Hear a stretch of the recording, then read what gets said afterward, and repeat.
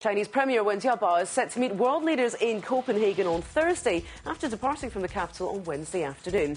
Wen will join world leaders, including US President Barack Obama, at the United Nations Climate Change Conference in Copenhagen for his crucial final 2 days. The Foreign Ministry said Wen is likely to meet state leaders from countries including India, Brazil and South Africa. It's not yet known whether Wen and Obama will meet on the fringes of the conference, but he has spoken to as many as 10 world leaders and UN Chief Ban Ki-moon by phone in the past 10 days in an attempt to secure a workable agreement.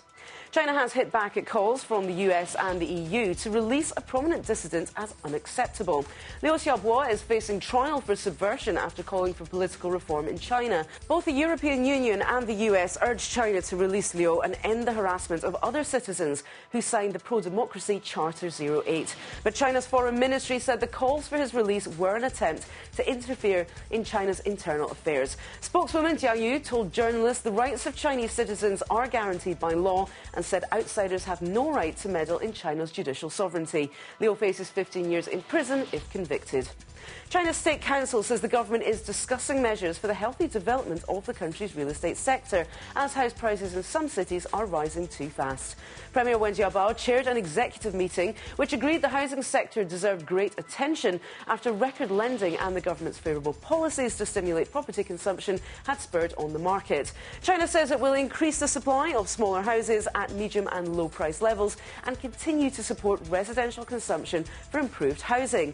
The country will also expand construction of housing projects for low-income families, aiming to help more than 15 million households by 2012.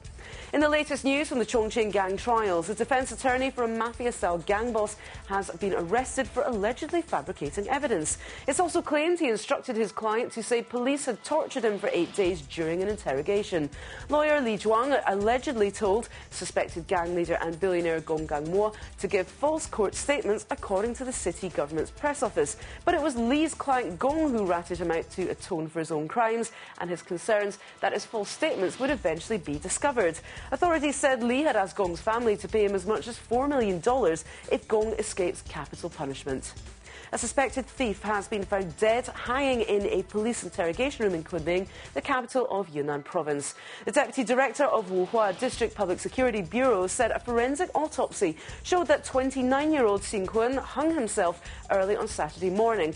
But the police did not show any video or explain how Xing hung himself, saying the camera on the ceiling did not film the incident. The death has aroused public attention after a series of unnatural deaths in prisons and detention houses this year. In February, 24-year-old Li Qiaoming was beaten to death in a detention house in Yunnan, with authorities initially blaming it on an accident during a game of hide-and-seek.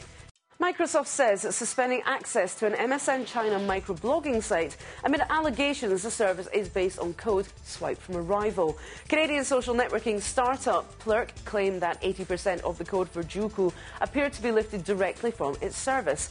Microsoft said it's investigating the matter but issued a statement saying it was pulling down the Juku feature in the meantime.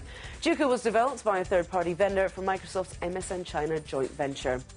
A traffic policeman who died after drinking too much at a banquet has been deemed a martyr who died in the line of duty in an apparent attempt to meet his family's demands for compensation. The China Daily reports that after rounds of toasts, Chen Lusheng vomited, passed out on a couch and suffocated.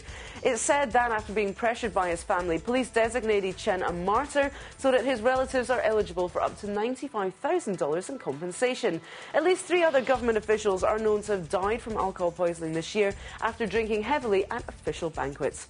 And that's the BON News headlines for now, but we'll be back with more news after this.